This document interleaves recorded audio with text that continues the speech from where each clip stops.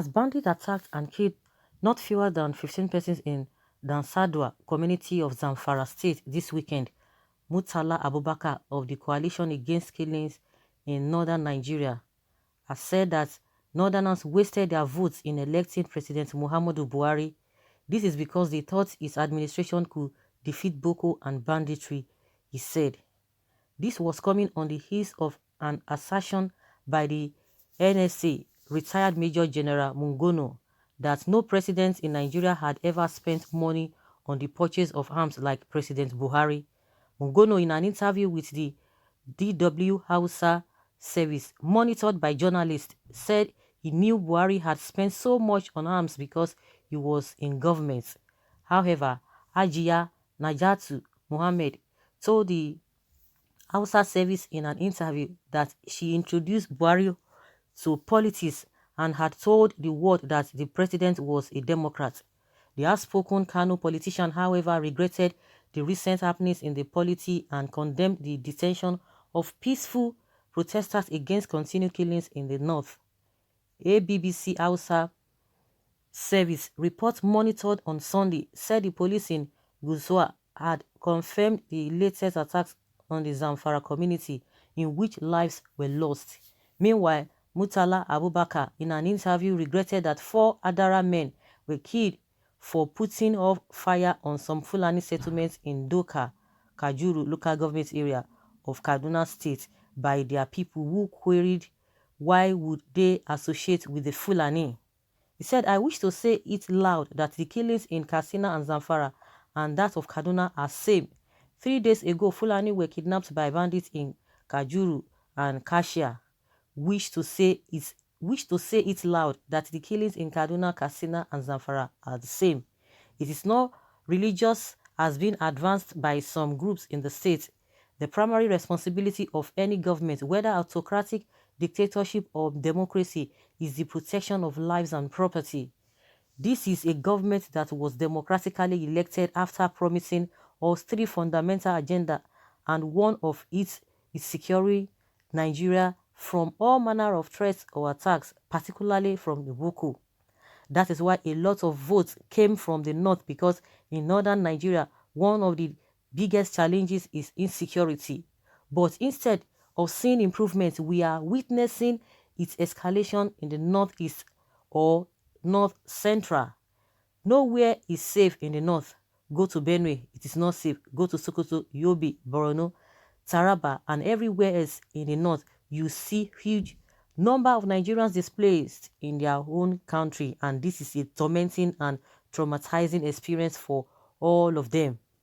He said in Nigeria, and particularly in the northern region, not a single place is safe now.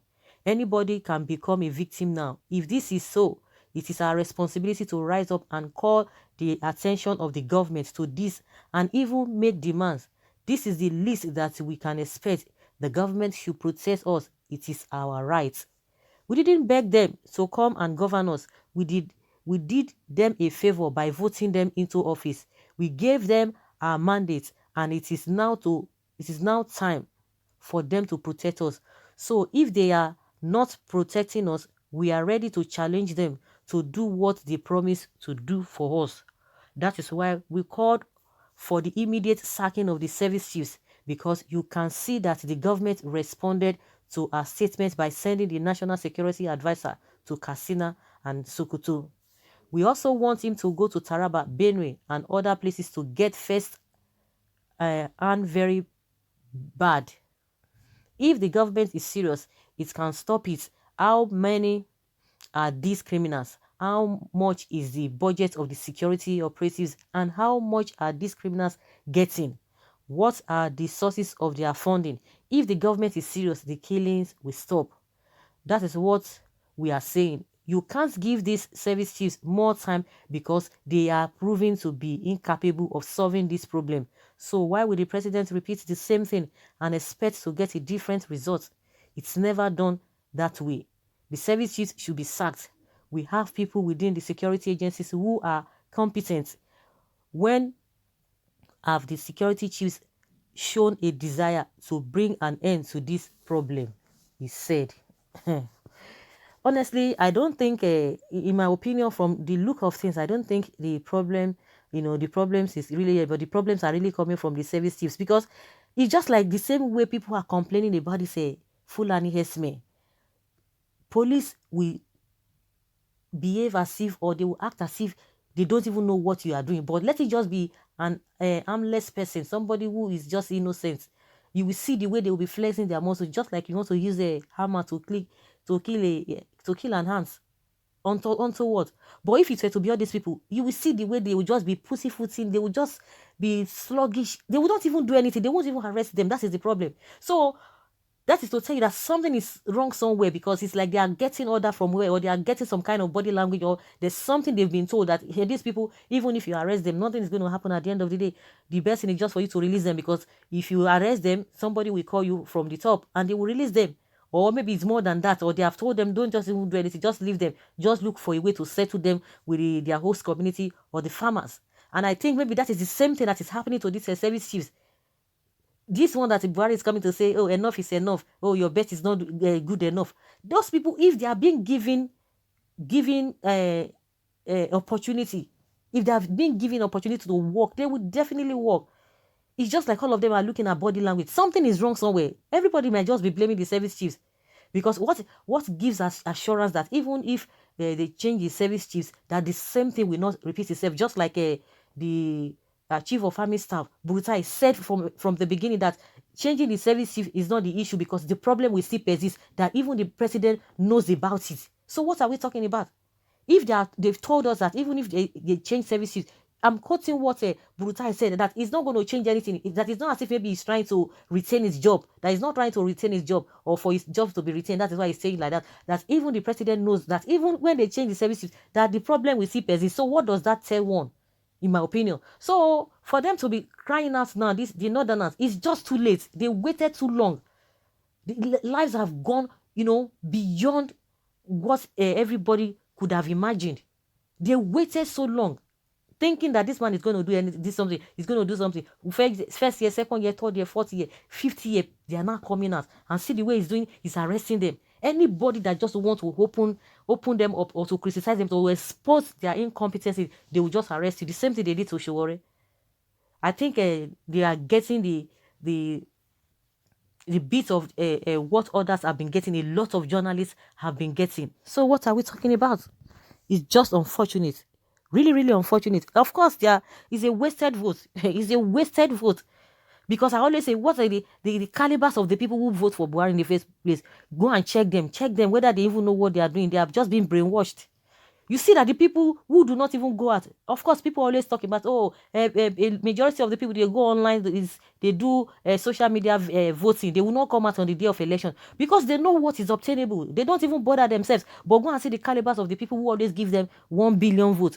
See, what are we getting at the end of the day? You can see now, even during this COVID-19, we're able to know, because these are the people that usually give these guys votes, and you'll be bragging. The people who do not know their left from their right, and you'll be bragging. So it's a waste. It's a waste. Their vote is a waste. Just like the people who do not even go to the polling units, they will tell you, my vote do not count. These people, that means your vote did not count, because it's just a wasted vote. Because you cannot vote for somebody, and the person, something is just wrong there. I think somebody was saying, a Lagos a lawyer was saying that BUHARI is, health-wise, is not fit. It's medically unfit to be there. I think something is wrong somewhere. It's even, to me, I think it's beyond whether it's even dead or not. I don't think he remembers what is happening there, and a lot of people are manipulating him there. They are just using him as figurehead. Something is really wrong, health-wise, in my opinion.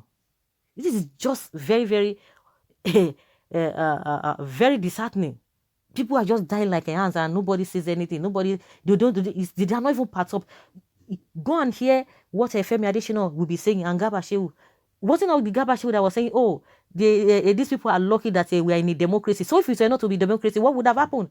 And even with the way we are even practicing democracy, this is not, their behavior is even more than what we can call democracy, because it is not democracy based. Because once somebody criticizes you, when you talk about a democracy, it is good luck that is the a typical example of a democracy, because irrespective of what you do, you insult me, you do a manner of thing. Oh my Jesus, they insulted that man and his wife.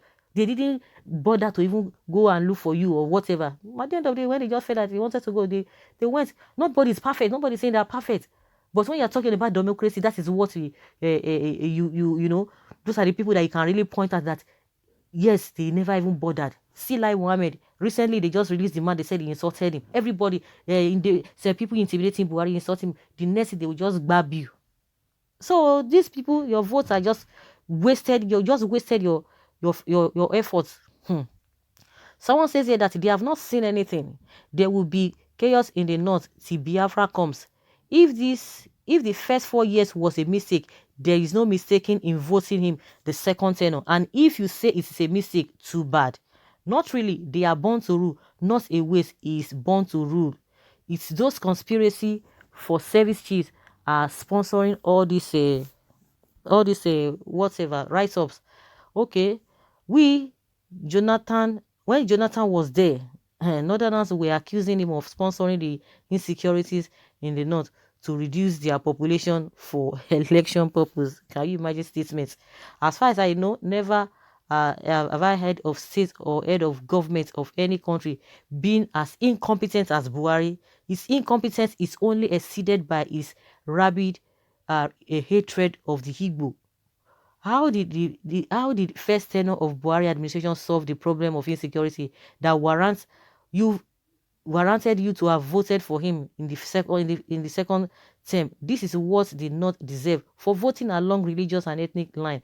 The change you vote for is gradually unfolding. You haven't seen anything yet. Oh, this is a next level. Change next level.